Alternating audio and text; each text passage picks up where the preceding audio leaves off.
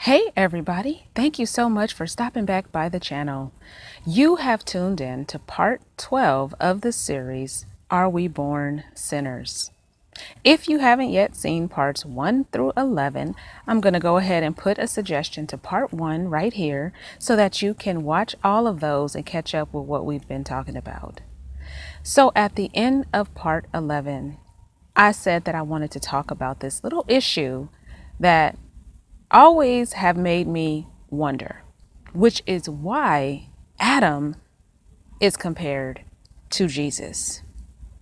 Now, I know the trivial comparison that many people talk about, which is that Adam was perfect. He lost life for everyone. Jesus was perfect. He gained life for everyone. He gained salvation. But the part I want to focus on with this is whether or not this comparison is fair. As we talked about in part 11, this whole concept of perfection was not at all what the witnesses say as far as anything that has to do with the cognitive or functional abilities of humankind. It had nothing to do with that. What it has to do with, according to the way the Bible describes being perfect, is walking upright with God and refraining from sin. So let's just talk about Adam versus Jesus. Were they put in a similar situation? Let's start with Jesus. Many people believe that Jesus is God in the flesh. Now, Jehovah's Witnesses believe that he is the only begotten Son of God, so he is not God in the flesh, but he is just God's Son. But either way it goes, whether he is God in the flesh or God's Son, Jesus would have had full knowledge of what he was coming here on earth to do. He would have known a long time before he even came that his purpose was to come and redeem and save humanity. Revelations tells us that Jesus is the Lamb slain before the foundation of the earth, meaning that Jehovah would have known before mankind even were created, before the earth was even created, that he was going to have to send Jesus as this lamb to be sacrificed. So that would mean that Jesus would have been full aware. He would have known what he was coming to do and obviously was willing to do it. So for him to come on earth with this mission and be without sin should not be too surprising when he knew exactly what he was coming here to do. Now let's look at Adam's situation. Adam, according to this biblical story, was created, put in a controlled environment in a garden, and simply told that he could have all these trees for food, but not to eat of this one tree or else he would die. So from just that simple thing right there, they were not in the same situation. Adam was given a restriction. Jesus was given a mission. When it came to this restriction, did Adam know what the result of what he would refrain from doing was going to be? As we already talked about, no, he did not. He was not told that what he would do would affect all of humanity.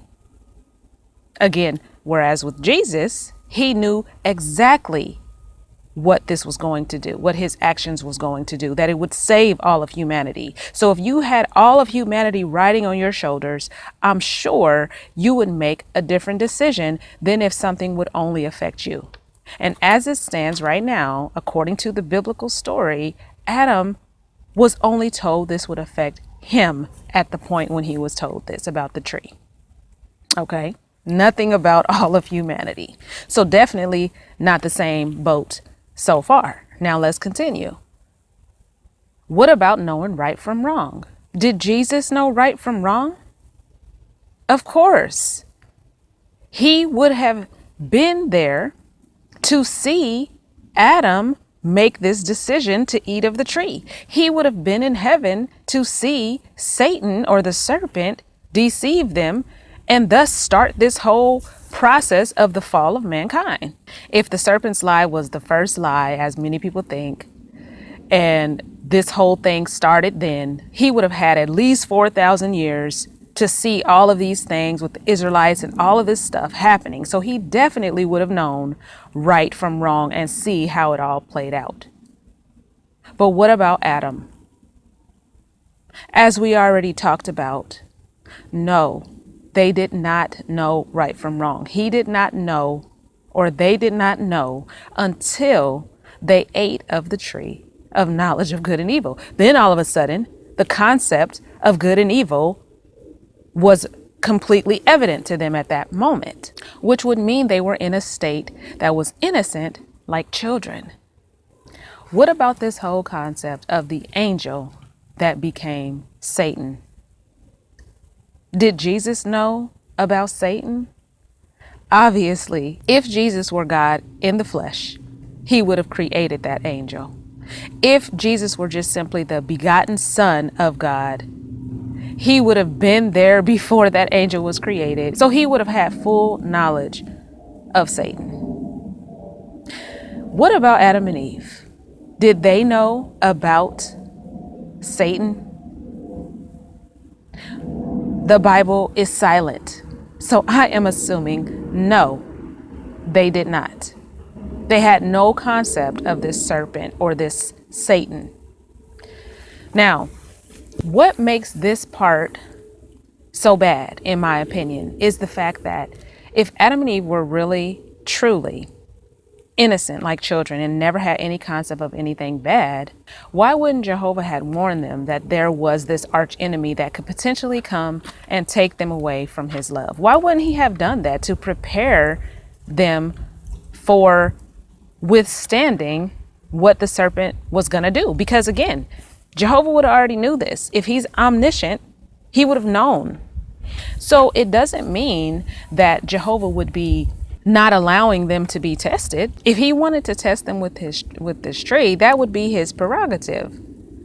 But why would he not at least warn them if they were in this innocent, pure state and would have had no concept of anything negative or bad? They would have not known what was going on when the serpent spoke and came with this lie. They wouldn't have even known it was a lie because they would have never heard of such a thing.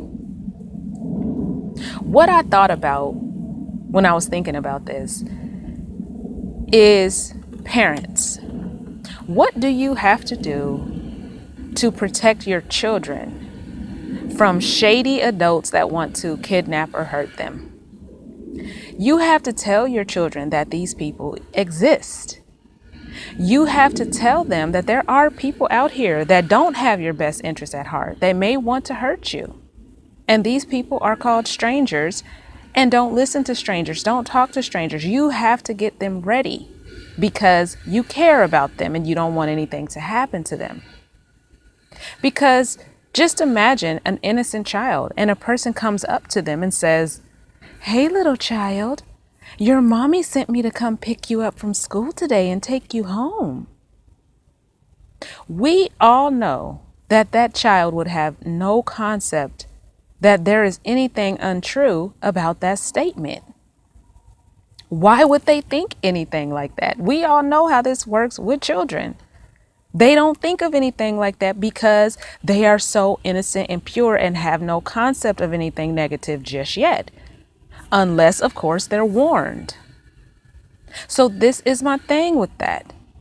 If Jehovah really, truly had all of humanity in mind when this action or this act was supposedly carried out in Genesis, why would he have not at the very least, warned them about someone or something that could potentially try to test them, or that there was some type of arch enemy out here that would be trying to take them from his love or something like that? Why wouldn't he have warned them? They would have had all of humanity's fate in their hands.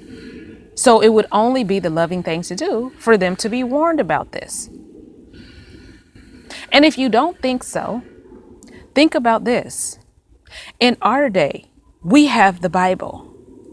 We have all of these scriptures in the New Testament warning us about Satan and his crafty acts and how he can sneak and be like a wolf in sheep's clothing and be like a light, but really is darkness. We have all of these suggestions about putting on the suit of armor and how to withstand all of this.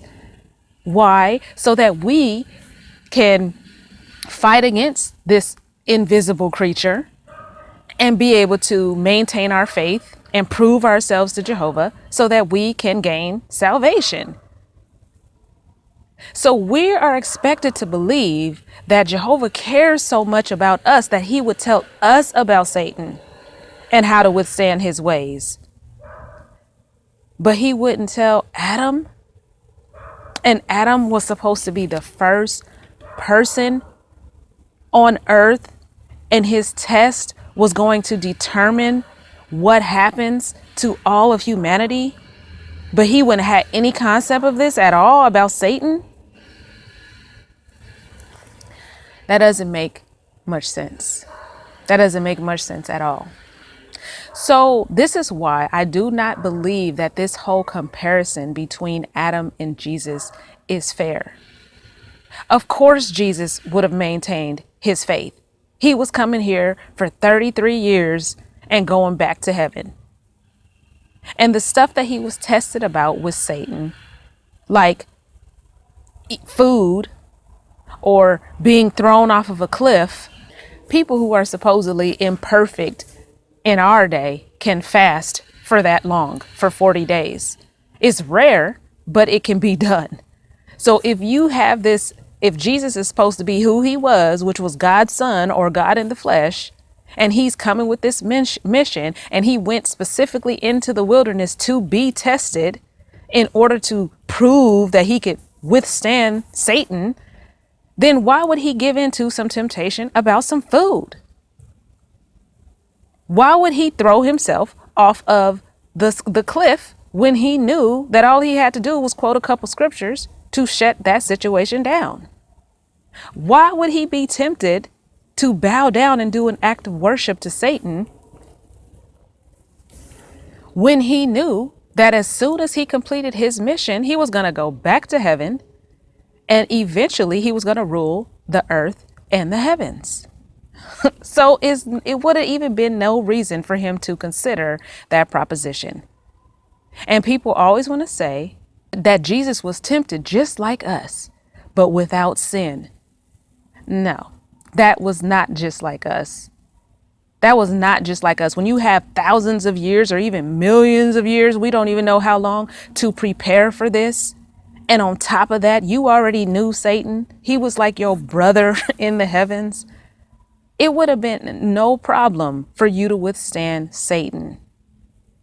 But yet we have Adam, on the other hand, who was this pure, innocent, first human ever created, who had no concept of anything negative or bad, was just like a child, didn't know about Satan, didn't know the result of what his decision was going to do.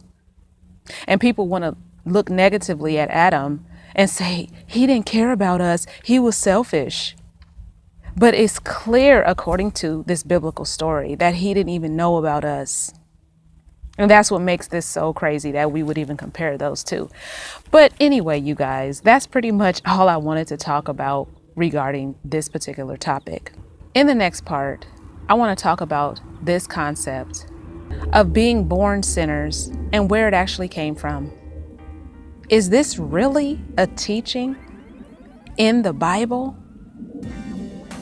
Or has this concept been handed down to us from religion? I look forward to seeing you on part 13.